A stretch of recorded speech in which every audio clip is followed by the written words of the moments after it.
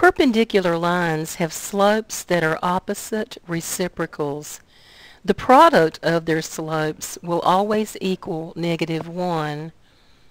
The opposite means that the slopes will have different signs, and reciprocal means that they will be flipped or inverted from each other.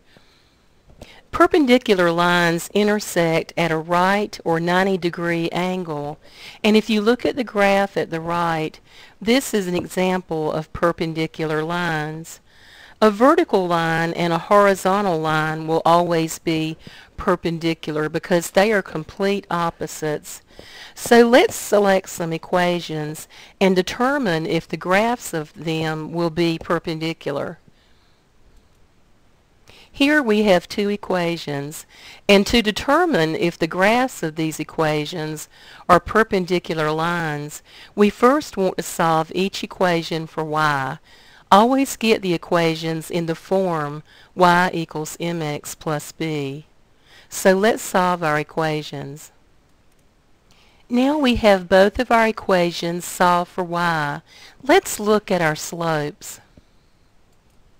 Our equation on the left has a 2/5 slope, and our equation on the right has a -5/2 slope.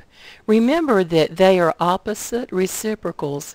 One's positive and the other one's negative, and they're also flipped or inverted from each other, but their product will always equal -1. So let's multiply the two slopes together. Now that we've multiplied our slopes together, we can see that their product equals -1. Therefore, these lines are perpendicular.